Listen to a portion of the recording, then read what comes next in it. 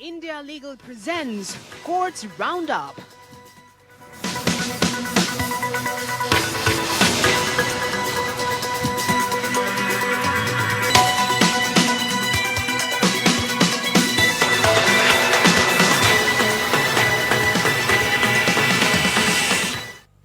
नमस्कार, आप देख रहे हैं हमारी खास पेशकश कोर्ट्स राउंडअप। मैं हूं आपके साथ नेहा दुबे। इस बुलेटिन में अगले आधे घंटे हम आपको कोर्ट से जुड़ी तमाम छोटी बड़ी खबरों से करवाएंगे रूबरू। कोर्ट की कार्रवाई सुप्रीम कोर्ट से लेकर हाई कोर्ट्स और लो कोर्ट्स तक के फैसलों को रखेंगे आपके सामने। तो आइए शुरू करते हैं courts roundup. India Legal presents Courts Roundup.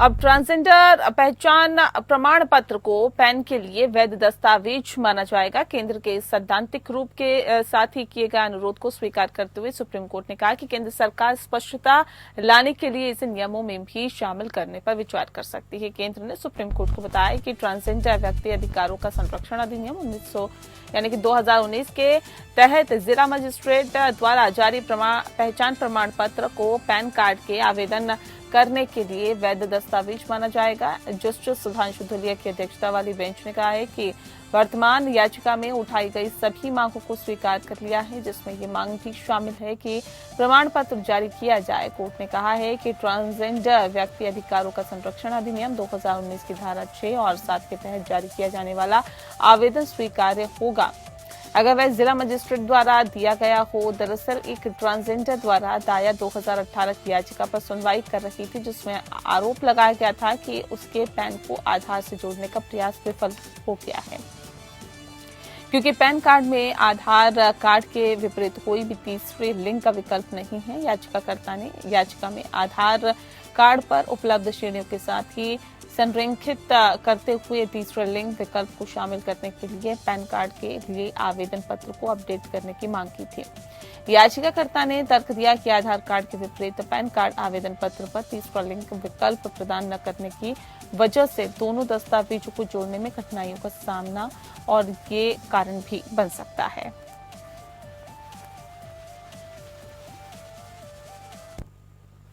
अगली खबर का रुख करते हैं एक मामले में जहां याचिकाकर्ता ने कोई विशेष अनुमति याचिका दायर करने से इनकार किया है और उसका प्रतिनिधित्व करने वाले वकीलों के बारे में अनभिज्ञता का दावा किया है। सुप्रीम कोर्ट ने याचिकाकर्ता के हलफनामे को सत्यापित करने वाले नोटरी से स्पष्टीकरण मांगा है। कोर्ट ने नोटरी से हलफनामा दाखिल कर ये बताने को कहा है कि उसने याचिकाकर्ता की अनुपस्थिति में उसके हलफनामे को कैसे सत्यापित किया है। इससे पहले कोर्ट ने ये पता लगाने और ये पता चलने पर कि गहरा आश्चर्य व्यक्त किया है कि एसएलपी दाखिल करने के लिए वकालतनामा पर याचिकाकर्ता ने हस्ताक्षर नहीं किया, बल्कि किसी ने उसका प्रतिरूपण किया और साजिश के तहत मामला दर्ज किया। प्रतिवादियों ने कोर्ट को बताया कि एसएलपी में आरोपित आदेश ने 2002 के नीतीश कटारा हत्याकांड में एकमात्र गवाह के खिलाफ आपराधिक कार्रवाई को समाप्त कर दिया और एसएलपी उसके खिलाफ झूठे मामले को जारी रखने के प्रयास में दायर की गई। ताजा घटनाक्रम में जस्टिस बेला एम त्रिवेदी और जस्टिस सतीश चंद्र शर्मा की खंडपीठ ने रजिस्ट्री से हलफनामे पर स्पष्टीकरण भी मांगा कि नीतीश कटारा हत्याकांड के आरोपी के मामले में पेश हुए कुछ एडवोकेट की उपस्थिति को वर्तमान मामले के आदेश पत्र में क्यों दर्ज किया गया। नीतीश कटारा दिल्ली के व्यवसायी थे जिनकी 2002 में राजनीतिज्ञ डीपी यादव के बेटे विकास यादव ने हत्या कर दी थी। ट्रायल कोर्ट ने इसे ऑनर किलिंग का मामला पाया और विकास यादव को दोषी करार देते हुए 2008 में उसे आजीवन कारावास की सजा सुनाई। 2016 में सुप्रीम कोर्ट ने विकास यादव को बिना किसी छूट के 25 साल कैद की सजा सुनाई और इस मामले में एक गवाह था और बताया भी जा रहा है कि जिसने उस रात आरोपी के साथ नीतीश कटारा को देखने की गवाही दी थी। जाहिर है गवाह को एक बार जहर देने की कोशिश भी की गई और उसे 37 आपराधिक मामलों में फंसाया गया।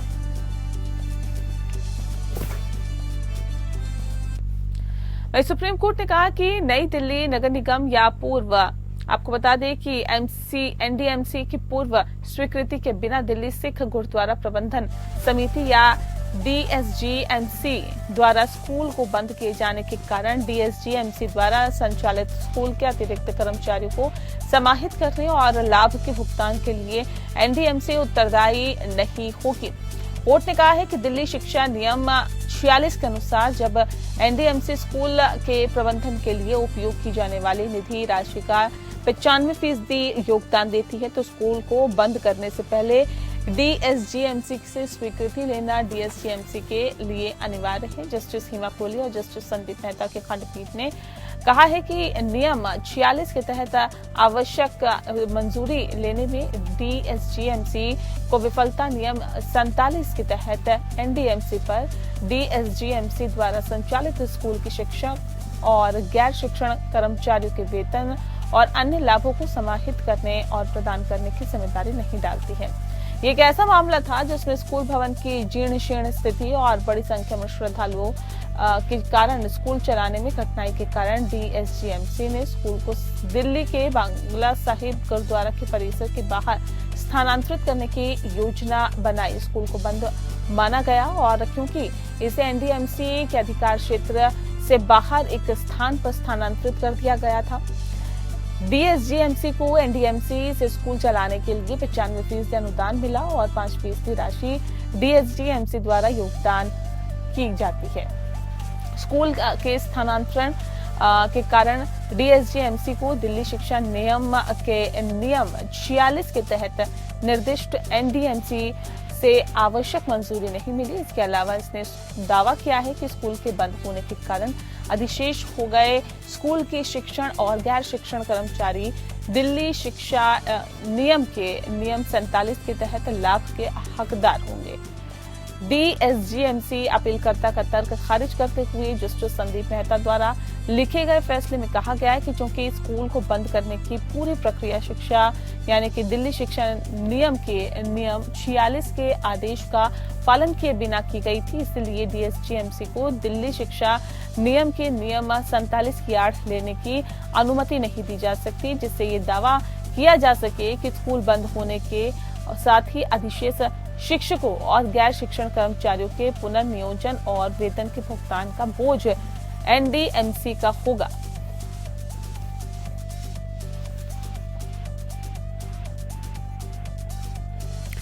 वहीं सुप्रीम कोर्ट ने आर्थिक अपराध और घोटाले मामले में आरोपी की रिहाई के लगभग 3 साल बाद जमानत रद्द की है। इस मामले में संबंधित प्रतिवादी संख्या 1 को 13 अक्टूबर 2021 को बॉम्बे हाई कोर्ट द्वारा जमानत पर रिहा कर दिया गया। हाई कोर्ट ने तर्क दिया कि प्रतिवादी नंबर 1 सोसाइटी का सदस्य नहीं है। कुछ अपीलकर्ताओं द्वारा लगाए गए आरोपों के आधार पर उसे दोषी ठहराया गया, जो ये संकेत नहीं देता है कि उसकी मिलीभगत को साबित करने के लिए पर्याप्त सामग्री है। आरोप है कि प्रतिवादी नंबर 1 ने जय Shri Ram urban credit cooperative society limited के अध्यक्ष आरोपी के साथ मिलकर 795 करोड़ 42 लाख 6,963 रुपए की हेराफेरी की और इसके अलावा 798 जमाकर्ताओं की जमा राशि कुल 29 करोड़ 61 लाख 8,748 रुपए की हेराफेरी की गई। ये भी आरोप लगाया गया कि प्रतिवादी नंबर 1 ने सोसाइटी के अध्यक्ष के नाम पर संपत्ति खरीदी। इस बाबत कुछ जमाकर्ताओं ने इस आदेश के खिलाफ सुप्रीम कोर्ट में आपराधिक अपील दायर की। जस्टिस हिमा कोहली, जस्टिस एहसानुद्दीन अमानुल्लाह की खंडपीठ ने पाया कि दंड प्रक्रिया संहिता की धारा 439 के तहत जमानत देने में हाईकोर्ट द्वारा विवेकाधिकार का प्रयोग उचित नहीं है। जमानत देते समय न्यायालयों को प्रासंगिक तथ्यों पर विचार करना चाहिए था। न्यायालय ने कहा है कि धारा 439 के तहत शक्तियों का समय पर यानी कि शक्तियों का प्रयोग करते समय न्यायालयों को आरोप की प्रकृति, संबंधित अभियुक्तों को सौंपी गई भूमिका, साक्ष्यों से छेड़छाड़ की संभावना, साथी भागने आदि पर विचार करना चाहिए। इसके लिए अजवार बनाम वसीम केस के हालिया फैसले का हवाला दिया गया। सुप्रीम कोर्ट ने इस आपत्ति के विरुद्ध पाया कि उसने कहा कि दायर आरोप पत्र में निवेश से कहीं अधिक धन निकालने में इस संलिप्तता के कुछ महत्वपूर्ण संकेत मिले हैं, जैसा कि अन्य अभिलेखों, कैश बुक प्रविष्टियों और अन्य लेखा पुस्तकों से पता चलता है कि फॉरेंसिक ऑडिट रिपोर्ट से इसकी पुष्टि होती है। कांग्रेस नेता शशि थरूर द्वारा पीएम मोदी पर शिवलिंग पर बिच्छू वाले कथित बयान से जुड़ा मानहानि के मामले में लगा दिल्ली हाई कोर्ट से बड़ा झटका। बता दें आपको कि दिल्ली हाई कोर्ट ने शशि थरूर की याचिका को खारिज कर दिया है और अब शशि थरूर को मानहानि मामले में ट्रायल का सामना करना होगा। साथ ही हाई कोर्ट ने ट्रायल कोर्ट के समक्ष कार्रवाई पर रोक लगाने वाले अपने अंतरिम आदेश को भी रद्द कर दिया है। इसके अलावा हाई कोर्ट ने दोनों पक्षों को 10 सितंबर को ट्रायल कोर्ट में पेश होने का निर्देश दिया। हाई कोर्ट ने थरूर की याचिका खारिज करते हुए कहा कि इस स्तर पर कार्रवाई को रद्द करने का कोई आधार नहीं बनता है। शशि थरूर के बिच्छू वाले इस अपमानजनक बयान के खिलाफ बीजेपी नेता राजीव बब्बर ने मानहानि का केस दाखिल किया और शशि थरूर ने दिल्ली हाई कोर्ट में एक याचिका दायर कर राजीव बब्बर द्वारा 2018 में दायर आपराधिक मानहानि शिकायत पर उन्हें तलब करने के ट्रायल कोर्ट के 2019 के आदेश को रद्द करने की मांग की थी। इसके बाद दिल्ली हाई कोर्ट ने मामले में निचली अदालत में चल रही कार्रवाई पर रोक लगा दी थी। इससे पहले कोर्ट में पेश नहीं होने की वजह से इस मामले में दिल्ली की एक अदालत ने शशि थरूर पर 5,000 रुपए का जुर्माना लगाया था।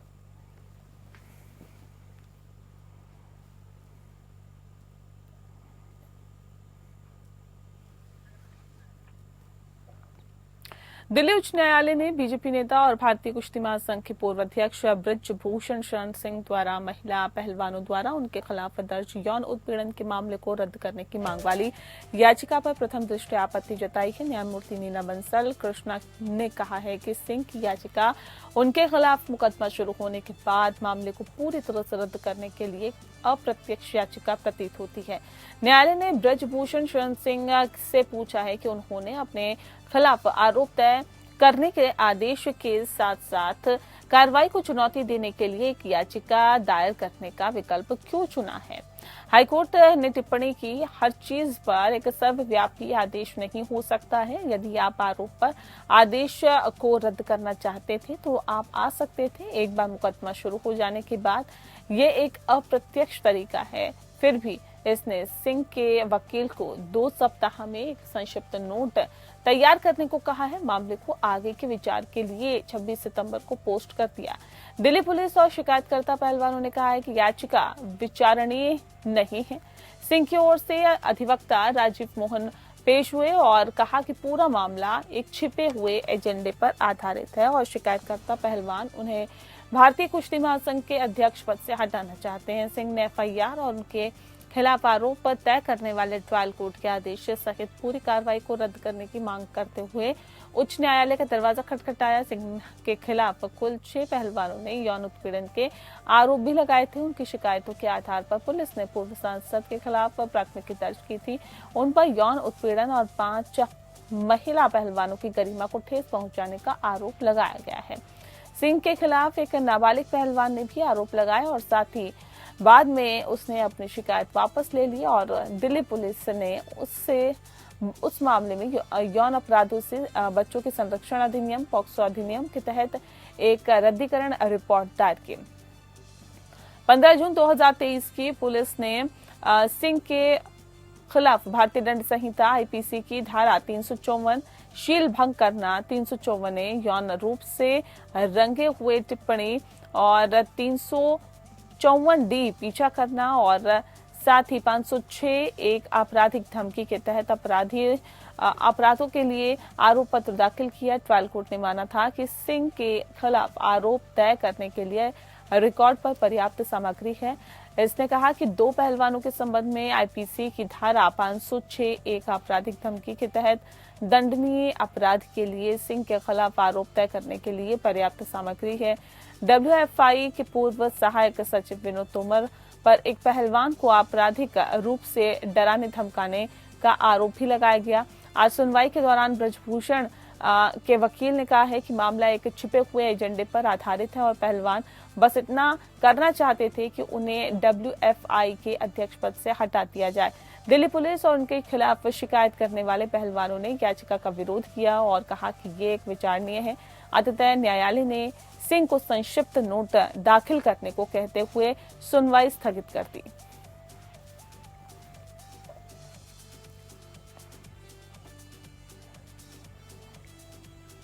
अगली खबर का रुख करते हैं। पटियाला हाउस कोर्ट ने आतंकी गतिविधियों के लिए धन जुटाने के मामले में कश्मीरी अलगाववादी नेता शब्बीर अहमद शाह को रिहा करने का आदेश दिया है। पटियाला हाउस अदालत के अतिरिक्त सत्र न्यायाधीश धीरज मोट ने ये नोट करने के बाद आदेश पारित किया कि शाह पीएमएलए की धारा 3 के तहत अपराध के लिए निर्धारित 7 साल की अधिकतम सजा काट चुके हैं।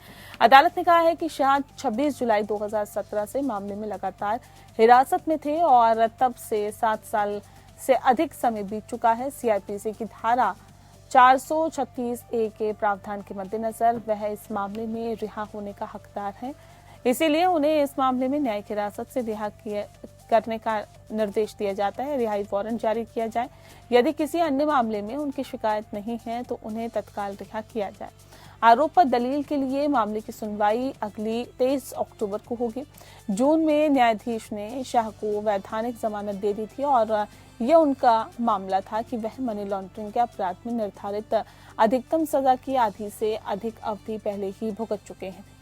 अदालत ने कहा कि भले ही उन्हें इस मामले में जमानत दे दी जाती, लेकिन उन्हें 24 जुलाई 2024 से पहले अन्य अपराधों में जेल से रिहा किए जाने की संभावना नहीं है।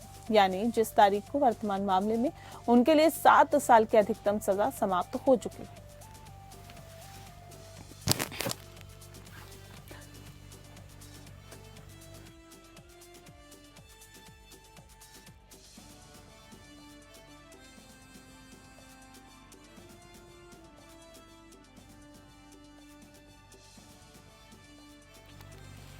जम्मू कश्मीर उच्च न्यायालय ने कहा है कि किसी व्यक्ति पर आत्महत्या के लिए उकसाने का मामला तभी दर्ज किया जा सकता है जब वह जानबूझकर किसी व्यक्ति को आत्महत्या के लिए मजबूर करता है या फिर ऐसी स्थिति उत्पन्न करता है जिससे व्यक्ति को ऐसा चरम कदम उठाने के लिए मजबूर होना पड़े। न्यायालय कठुआ के सरकारी डिग्री कॉलेज में राजनीतिक विज्ञान के सहायक प्रोफेसर रजनीश शर्मा की याचिका पर सुनवाई कर रहा था, जिन्हें 2022 में एक छात्र द्वारा आत्महत्या करने के बाद गिरफ्तार किया गया था और उन्होंने अपने सुसाइड नोट में शर्मा को आत्महत्या का कारण बताया था।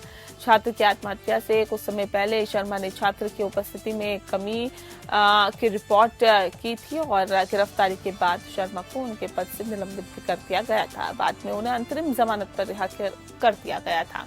उन्होंने उच्च न्यायालय के समक्ष अपने खिलाफ दर्ज आत्महत्या के लिए उकसाने के मामले को चुनौती दी। शर्मा ने कहा कि वह इस मामले में अपनी गिरफ्तारी से हैरान है और कुमार उन लगभग 90 छात्रों में से एक है जिनकी उपस्थिति में कमी की रिपोर्ट की गई थी। शर्मा ने तर्क दिया कि उन्होंने उपस्थिति में कमी की रिपोर्ट करते समय केवल अपना कर्तव्य निभाया था और वह व्यक्तिगत रूप से किसी छात्र के खिलाफ नहीं थे।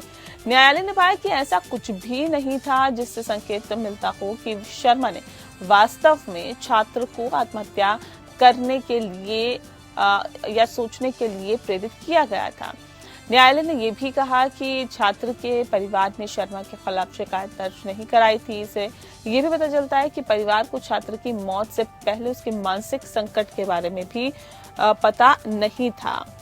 न्यायालय ने आगे कहा कि यदि शर्मा को इस मामले में आत्महत्या के लिए उकसाने के लिए उत्तरदायी ठहराया जाता है तो उसी तर्क के अनुसार पुलिस पर भी उसी अपराध के लिए आरोप लगाया जा सकता है कि यदि शर्मा ने पुलिस पर उसके विरुद्ध मामला दर्ज करने का आरोप लगाने के बाद आत्महत्या कर ली हो।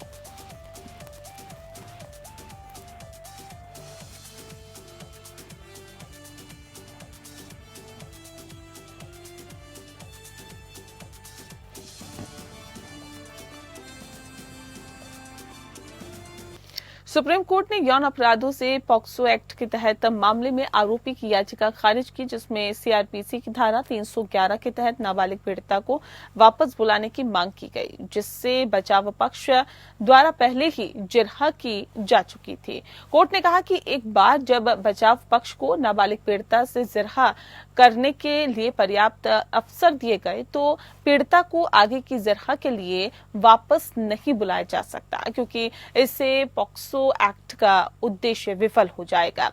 आइए इंडिया लीगल के वेब रिपोर्टर से समझते हैं कि अदालतों ने बाल गवाह की विश्वसनीयता को कैसे देखा और इस संबंध में साक्ष्य अधिनियम धारा 118 के प्रावधान आखिर क्या है।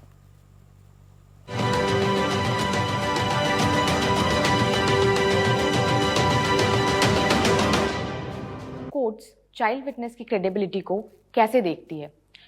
कोर्ट्स में इंडियन एविडेंस एक्ट 1872 की धारा 118 के तहत चाइल्ड विटनेस की क्रेडिबिलिटी को लगातार एक्सेप्ट किया है, जिसमें कहा गया है कि बच्चों सहित सभी व्यक्ति विटनेस देने के लिए केपेबल हैं यदि ये क्वेश्चन समझ सकते हैं और रैशनल आंसर दे सकते हैं, जबकि चाइल्ड टेस्टिमनी एडमिसिबल है। अदालतें बच्चों की एज और वल्नरेबिलिटी के कारण इसकी क्रेडिबिलिटी का आंकलन करने में सावधानी बरतती है।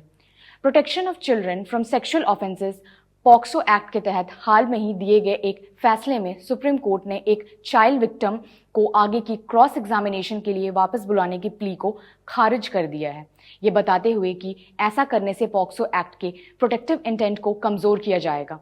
न्यायालय ने पॉक्सो एक्ट सेक्शन 33 सबसेक्शन 5 का रेफरेंस दिया है, जो ये अनिवार्य करता है कि चाइल्ड विक्टिम को आगे के ट्रॉमा को रोकने के लिए बार बार गवाही देने के लिए नहीं बुलाना चाहिए। कोर्ट ने क्लियर किया है, हालांकि सेक्शन 33 सबसेक्शन 5 विटनेस को वापस बुलाने पर बार नहीं लगाती है, फिर भी इसे जेन्युइन और बोनाफाइड कारणों से जस्टिफाइड बताना जाना चाहिए। सुप्रीम कोर्ट ने NCT of Delhi versus Shiv Kumar Yadav जैसे पहले के मामलों में माना है कि सीआरपीसी के सेक्शन 311 के अंडर विटनेस को वापस बुलाने के डिस्क्रिशन का प्रयोग जुडिशियली तरीके से करना चाहिए, न कि मनमाने ढंग से।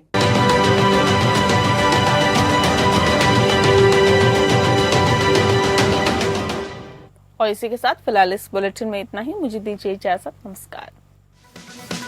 India Legal presents Courts Roundup.